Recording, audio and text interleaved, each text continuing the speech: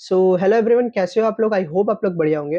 तो ये video gold के रिव्यू के बारे में, मतलब हमने लास्ट वीक जो भी ट्रेड्स ली उसका हम रिव्यू करेंगे। क्यों? क्योंकि आप सबको पता है कि स्ट्रीम पे हमारे इस बार बैक टू बैक लॉसेस हुए, जो कि बहुत अनयूजुअल है। क्योंकि आप सबको पता है कि हमारी जो विन रेट है वो 70 टू 80% है, मतलब हमारी जो एक्यूरेसी है वो 70 टू 80% है। तो which was very difficult for me too कि भाई हमारे इतने बैक टू बैक लॉसेस क्यों रहे। तो मैंने सोचा क्यों ना हम गोल्ड को एक बार फिर से एनालाइज करें कि हमने क्या-क्या गलती की है, फिर क्या-क्या मार्केट में अपॉर्च्युनिटीज़ थी जो हमने मिस की है, ऐसा सब कुछ। तो ये वीडियो का भी मतलब हुँ, हुँ, हाँ। तो इस वीडियो में हम वो सब डिस्कस करते हैं और देखते हैं कि आने वाले वीक में हमें गोल्ड में और क्या-क्या दिख सकता है, ठीक है? हाँ, तो चलिए स्टार्ट करते हैं। तो देखो, मंडे को मार्केट ओपन हुआ और गैप अप ओपन हुआ था और गैप अप ओपन होते ही मार्केट ने बैक टू बैक रैली दे दी। तो लंदन सेशन में तो हमारा कोई ट्रेड था नहीं और जैसे ही न्यूयॉर्क में उसने थोड़ा-सा रिट्रेसमेंट दिखाया, तो ये सपोर्ट रेजिस्टेंस का एरिया था और इधर ओपनिंग क्लोजिंग लिक्विडिटी भी थी। तो बस ये लिक्विडिटी को टैप करके 1 आवर में अच्छी कैंडल बनी और इसी कैंडल में 1 मिनट में चेंज ऑफ कैरेक्टर भी हो गया था। तो हमने ये बाइंग साइड एंट्री ली थी इधर और हमारा जो स्टॉप लॉस था वो ये लो था, 230 पिप्स का अप्रॉक्स स्टॉप लॉस था और टारगेट भी 230 पिप्स का था व्हिच वाज़ अप्रॉक्सिमेटली 1:1, ठीक है? तो फर्स्ट ट्रेड हमारा ये था मंडे को, जो कि मैंने स्टोरी पे भी शेयर किया था और वो प्रॉफिट में गया था। फिर इसके बाद जो भी हमने ट्रेड्स लिए ना वो बैक टू बैक लॉसेस में चले गए। फिर ये 4 आवर का एक अच्छा सपोर्ट रेजिस्टेंस एरिया था। देखो इधर से मल्टीपल टाइम 4 आवर ने सपोर्ट सपोर्ट लिया रखा है इधर से। तो इधर ये 4 आवर के कैंडल ने अच्छा रेजिस्टेंस लिया, तो मैंने सोचा इधर से एक सेलिंग प्लान कर सकते हैं टिल दिस लिक्विडिटी एरिया। तो फिर मैं लोअर टाइम फ्रेम में गया 1 मिनट में 1 आवर हाँ। तो फिर मैं हाँ, तो फिर मैं लोअर टाइम फ्रेम में गया और लोअर टाइम फ्रेम में इधर चेंज ऑफ कैरेक्टर हो गया था और मैंने एंट्री ले ली थी। ये इधर जैसे ही चेंज ऑफ कैरेक्टर हुआ, तो मैंने इधर की इधर एंट्री ले ली थी। लेकिन हमसे प्रॉब्लम क्या हुई पता है? जैसे ही 1 मिनट में चेंज ऑफ कैरेक्टर हुआ, लेकिन 5 मिनट में चेंज ऑफ कैरेक्टर नहीं हुआ था। तो अगर मैं आपको 5 मिनट बताऊँ तो 5 मिनट में ये चेंज ऑफ कैरेक्टर नहीं था। हाँ, उस टाइम पे मैंने बोला था कि इधर चेंज ऑफ कैरेक्टर हो गया है, लेकिन अगर आप ध्यान से देखो तो ये पूरा साइडवेज़ मार्केट है, पूरा साइडवेज़ है। इस साइडवेज़ को मैंने as a pull back consider किया और मैंने इसको चेंज ऑफ कैरेक्टर बोल दिया था। उसके बाद अपने ये ए प्लस पे आया और उधर से ही ऊपर चला गया। तो हमारी सबसे बड़ी गलती ये थी कि हमने ये ए प्लस को नेग्लेक्ट किया था। मैं ऑलवेज़ प्रेफ़र करता हूँ कि 50-50 का सिनेरियो लेके चलूँ। मैं एक ऐसा केस अज़्यूम करता हूँ कि ये पुल बैक नहीं है, उसके हिसाब से मैं एनालिसिस करता हूँ। फिर मैं ऐसा अज़्यूम करता हूँ कि ये पुल बैक है और उसके हिसाब से एनालिसिस करता हूँ। लेकिन उस दिन मैंने एक ही कंडीशन रखी कि ये पुल बैक है और मैंने उसके ऊपर डायरेक्ट एंट्री ले ली, जो कि मेरी सबसे बड़ी गलती थी। और मेरा इसमें टारगेट ये था, लेकिन ये अपने 5 मिनट के ए प्लस से ही ऊपर चला गया। तो आई थिंक आप सबको ये ट्रेड का लॉजिक समझ आया कि हमारा लॉस क्यों हुआ। लेकिन अगर आप बोलोगे कि मतलब ये ट्रेड लेने लायक थी, तो मुझे लगता है कि हाँ, ये ट्रेड लेने लायक थी। मतलब अगर ऐसी 10 ट्रेड मिलेगी ना, तो 10 में से 8 ट्रेड तो ये विन जाएगी। ये एक ही ऐसा केस है जिसमें हमारे साइड में नहीं गया या हमारे फेवर में नहीं गया। बाकी हमारे सारे कॉन्फ्लुएंस मैच हो रहे थे। जैसे कि 4 आवर का सपोर्ट रेजिस्टेंस एरिया भी था, फिर 1 मिनट में भी चेंज ऑफ कैरेक्टर हो गया था और अगर 5 मिनट में इसको अगर एज़ अ रिट्रेसमेंट कंसीडर करें, तो इधर भी चेंज ऑफ कैरेक्टर हो गया था।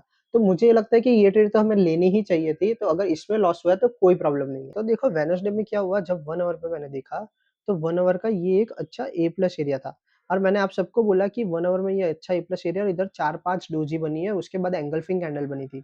तो जैसे ही ये एंगल्फिंग कैंडल बनी, तो मैंने एक ट्रेड लेने लेने का प्लान किया, वो भी इधर से और स्टॉप लॉस मेरा इधर से। अराउंड मेरा स्टॉप लॉस 450 पिप्स का था, ये सब मैंने अपनी कम्युनिटी के साथ लाइव स्ट्रीम पे शेयर किया था और इसमें भी मेरा एसएल हिट हुआ। तो इसमें मेरी सबसे बड़ी गलती क्या थी पता है? इसमें ये था कि अभी अगर हम 4 आवर देखें तो 4 आवर में back to back green candle था, कोई भी साइन नहीं था रिट्रेसमेंट का, ठीक है? कोई भी साइन रिट्रेसमेंट का नहीं था। लेकिन उसी दिन वेडनेसडे को सुबह 3:30 बजे जब दिन ओपन हुआ तो कैंडल 4 आवर में एंगल्फिंग कैंडल बनी। वो ये इतना अच्छा सिग्निफिकेंस है कि अभी थोड़ा रिट्रेसमेंट का टाइम आया है। तो अभी कहाँ तक रिट्रेसमेंट होगा? तो मुझे ये लग रहा था कि ये लेवल ये ओपनिंग क्लोजिंग लिक्विडिटी है, वहाँ तक रिट्रेसमेंट हो सकता है ना? तो इधर तक ही रिट्रेसमेंट हुआ, फिर 4 आवर में इधर 2 डोजी बनी और उधर से ऊपर चला गया मार्केट। तो इसमें हमने गलती क्या की पता है? कि इसमें हमने ट्रेड तो सही ली थी, लेकिन अगर हम थोड़ा वेट करते हैं, मतलब कि अगर जैसे हमें पता है कि 4 आवर में एंगल्फिंग कैंडल बनी है, तो थोड़ा रिट्रेसमेंट हो सकता है टिल दिस एरिया, तो हमें ये लेवल पे ट्रेड नहीं लेनी चाहिए थी। अगर हमने ली भी है तो हमारा स्टॉप लॉस थोड़ा सेफ होना चाहिए था, थोड़ा नीचे होना चाहिए था। लेकिन मुझे लगता है कि ये ट्रेड हमें अवॉइड ही करनी चाहिए थी। ये हमने सिंपली 1 आवर के बेसिस पे ट्रेड ले लिया। हमने हायर टाइम फ्रेम यानी कि 4 आवर में देखा भी नहीं, है ना? तो अगर हम एक बार 4 आवर में देखते हैं और 4 आवर में देख के हम एक बार थोड़ा वेट कर लेते कि भाई ये लिक्विडिटी, ये जो ओपनिंग क्लोजिंग लिक्विडिटी है ये स्वीप हो जाए, उसके बाद हम एंटर करेंगे, तो हमें ज़्यादा फ़ायदा होता। ठीक है? अब ये तो हो गया, लेकिन हमने एक और अपॉर्च्युनिटी मिस की, वो है ये वाली। ये ओपनिंग क्लोजिंग लिक्विडिटी पे 2 डोजी कैंडल बनी है और 1 आवर में इधर एटलीस्ट 1, 2, 3, 4, 5, 6 देखो कितनी सारी 1 आवर में डोजी बनी है, ये सपोर्ट रेजिस्टेंस को। और साथ ही साथ ये 1 आवर का एक ए प्लस एरिया भी था, है ना? तो आई थिंक ये काफ़ी अच्छी ट्रेड थी। अगर इधर लोअर टाइम फ्रेम में हमें चेंज ऑफ कैरेक्टर मिलता, तो हमें ट्रेड लेनी ही चाहिए थी, लेकिन मैंने ये ट्रेड मिस कर दी। लेकिन हम एक बार लोअर टाइम फ्रेम में देख के चलते हैं कि हुआ क्या। तो देखो 1 मिनट में देखिए, तो 1 मिनट में ये हमारा एक ब्रेकआउट स्ट्रक्चर वाला लेवल है, ये वाला। फिर 1 मिनट में जैसे ही चेंज ऑफ कैरेक्टर हुआ, 1 मिनट में फिर इधर ये चेंज ऑफ कैरेक्टर हो गया। देखो अगर मैं आपको स्ट्रक्चर मार्क करके दिखाऊँ, तो ये हाई, ये लो, ये हाई, ये लो और फिर ये हाई। तो ये चेंज ऑफ कैरेक्टर हो गया, चेंज ऑफ कैरेक्टर वाले लेवल पे आते ही मार्केट ने रैली दे दी, पूरी रैली दे दी। तो मुझे लगता है कि ये काफ़ी अच्छी एंट्री हो सकती थी अगर हम लो वेट करते तो, और इसमें हमारा रिस्क टू रिवॉर्ड भी काफ़ी अच्छा बन सकता था। अगर हम इधर की इधर एंट्री लेते, हमारा स्टॉप लॉस अगर ये लो रखते हम, तो हमारा टारगेट 4 आवर के हिसाब से हमारा टारगेट 4 आवर के हिसाब से हम ये ओपनिंग ये रखते हैं, तो हमारा रिस्क टू रिवॉर्ड भी इसमें अच्छा था और इसकी एक्यूरेसी भी आप देखो कितनी अच्छी एक्यूरेसी थी। तो आई थिंक हमें ये ट्रेड लेनी चाहिए थी और हमने मिस कर दी। तो थर्सडे की ये ट्रेड थी जो कि हमें लेनी चाहिए थी। अगर हम ये ट्रेड ले लेते तो हमारा पूरा वीक का लॉसेस वो भी कवर हो जाता और हम अच्छे प्रॉफिट में भी होते। लेकिन कोई नहीं, दूसरी बार हम ध्यान रखेंगे कि जब भी बैक टू बैक 4 आवर में रैली हो और एक एंगल्फिंग रेड कैंडल बने, तो it is worth it to wait. देखो, वर्थ इट क्यों है वेट करना? क्योंकि ये एंगल्फिंग के बाद इतना ज़्यादा और रिट्रेसमेंट आया भी नहीं था, है ना?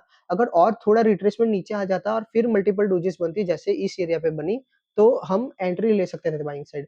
लेकिन हमने बहुत ऊपर ही बाइंग साइड एंट्री ले ली, जो कि हमारी गलती थी, है ना? अब फ्राइडे में भी हम बाइंग साइड जा सकते थे, क्यों? क्योंकि देखो जैसे ही 1 आवर में अगर हम देखें, तो 1 आवर में ये लो, ये हाई, ये लो, ये हाई और ये लो बना है, ठीक है?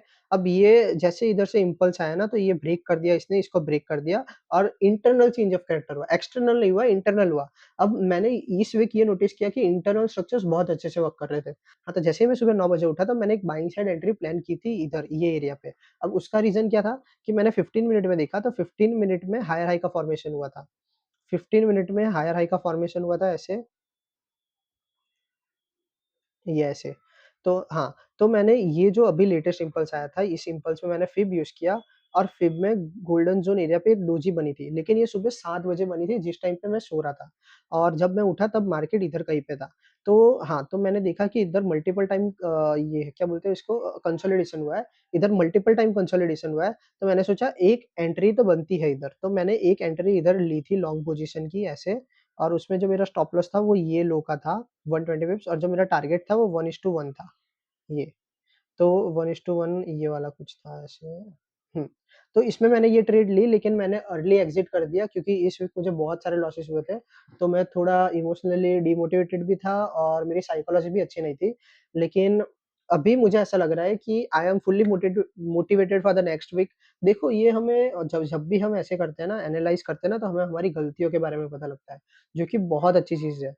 मतलब देखो ये पूरे वीक मेरे लिए बहुत emotionally I was very up and down, कभी अच्छा लगता, कभी बुरा, कभी अच्छा ऐसे। I was not stable in terms of emotions. इस वीक हमने कौन-कौन सी गलतियाँ की उसके ऊपर बात करते हैं सबसे पहले। गलती क्या थी कि हमने 4 आवर में एंगल्फिंग कैंडल बनी थी, उसका वेट मतलब उसको हमने नेग्लेक्ट किया, है ना? बैक टू बैक रैली आ रही थी 4 आवर में।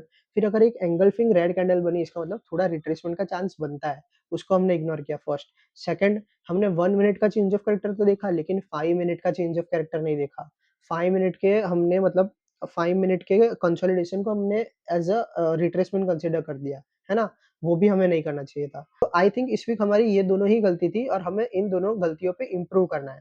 तो नेक्स्ट वीक हम क्या करेंगे? नेक्स्ट वीक हमें हायर टाइम फ्रेम देखना है अच्छे से। नेक्स्ट वीक हमें रूल्स को फॉलो करना है। रूल्स क्या है अभी?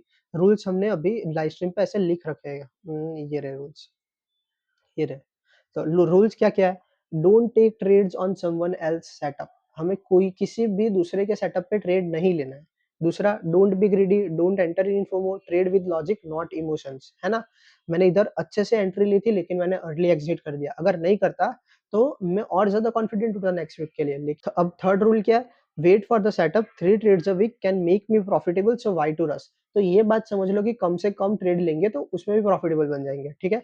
तो बस इस वीक का यही था कि हमने हायर टाइम फ्रेम को इग्नोर किया, और अभी मुझे नेक्स्ट वीक के बारे में क्या लगता है पता है? अभी ये एनएफपी खत्म हो गई है, तो अभी आफ्टर एनएफपी वाला वीक है।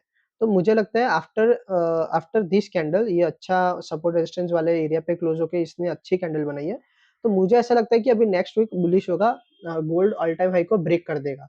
मुझे ऐसा लग रहा है। तो हमें जितनी जल्दी और नेक्स्ट वीक हमें स्विंग ट्रेड्स मिलने की बहुत ज़्यादा पॉसिबिलिटी है। मतलब हम 1:4 या 1:5 आरआर कैच कर सकते हैं ईज़िली। अगर हमने एक अच्छी एंट्री ले ली ना तो। तो that was it for today. मुझे लगता है कि नेक्स्ट वीक अच्छा मोमेंटम आएगा, तो हमें एक अच्छी बाइंग साइड अपॉर्च्युनिटी ग्रैब करनी ही है किसी भी हालत में, ठीक है? हाँ, so that was it for the video. I hope आप लोगों को भी कुछ लर्निंग्स तो मिली ही होगी इस वीडियो से। एंड हमने इस वीक बहुत सारी गलती की है, लेकिन आई प्रॉमिस यू कि लॉन्ग टर्म में we will make it together. हाँ, हाँ, तो बस मेरा यही एम है कि मैं भी प्रॉफिटेबल बनूँ जल्द से जल्द और आप लोग को भी प्रॉफिटेबल बनाऊँ। बस that was it for the video. Thank you and मिलते हैं अगले वीडियो में।